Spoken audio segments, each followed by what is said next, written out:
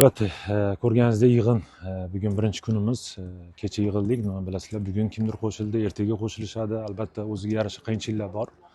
Vaqt ziq, o'zi 2 kun qolyapti tayyorgarlik uchun. Ko'rganingizdek, hali yigitlar hammasi kelmagan. Ertaga uchib keladi ko'pi.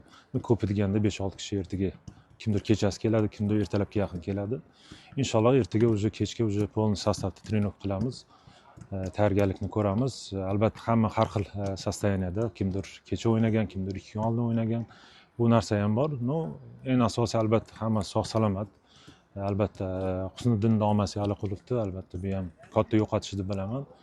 No, futbol shunaqa narsaki, hamma narsaga tayyor turishimiz kerak. Har bir futbolchi tayyor turishi kerak. O'ylaymanki, yaxshi tayyorgarlik ko'rib, o'yinga yaxshi tayyorgarlik ko'ramiz. Deyarli Eronni menimcha biz jamoa yaxshi taniydi. O'rganib chiqamiz, vaqtimiz ham bo'ladi. O'zimizning ham 2 ta o'yinimiz bor. O'shaning uchun kerakli ma'lumotni to'playmiz. Albatta oson bo'lmaydi. Bu o'zi bu siklda hech bitta o'yin oson o'tmadi. Qirg'iziston albatta qo'shnimiz va xohlaymizmi yo'qmi, motivatsiya tarafdan har taraflama tayyorgarlik ko'radi. U o'zlarining vazifasini bajaradi. Biz o'ylaymanki, biz ham o'zimizning vazifamiz bor, maqsadimiz bor. Yaxshi tayyorgarlik ko'rib, kim bo'lishi qat'iy nazar Qirg'iziston bo'ladi boshqa jamoa. Uyda o'ynaymiz, menimcha chiqib maksimal harakat qilishimiz kerak. Juda ham hal qiluvchi bosqichda hal qiluvchi o'yinlarga kelib qoldik. Inshaalloh mana kechadan yig'ilib, bugundan trenirovkani boshlayapmiz. 2 ta o'yin juda ham muhim. Bolalar yo'ldan, o'yinlardan har xil holatda kelyapti. Istardikki o'sha hamma sog' salomat, yaxshi holatda kelsa, inshaalloh 2 ta o'yinga tayyorlanamiz. Kayfiyat a'lo darajada, chunki hamma yig'ilib, hamma bu vaziyatni tushunib yetib kelyapti. Futbolchilar sifatida ham, murabbiylar ham, o'sha terma jamoa shtabi. O'ylaymanki, sizlar ham o'sha holatdasizlar.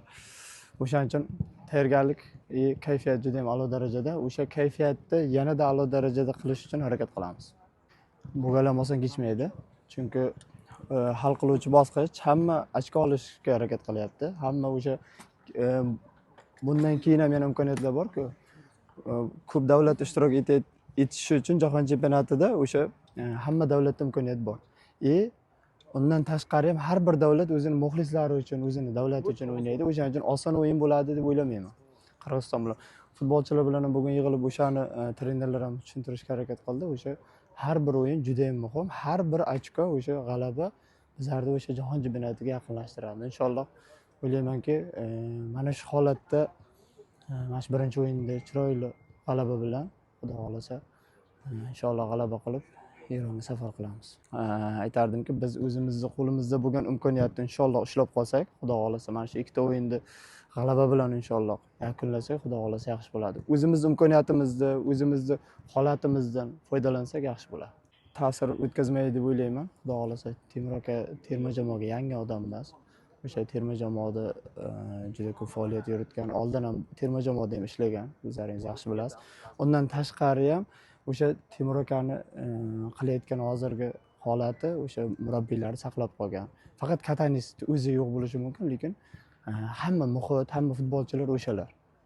Murabbiylar shtabi yoki o'sha administratsiya yoki mana Sherzda ham. Shuning uchun o'ylaymanki, bu narsa ta'sir qilmaydi. Vaziyat shunaqa holatga kelganki, vaqt juda ham kam. O'sha mana shu o'yinlarda o'yinlarimizni inshaalloh g'alaba qilsak, Xudo xolasa, hech nima ta'sir qilmaydi.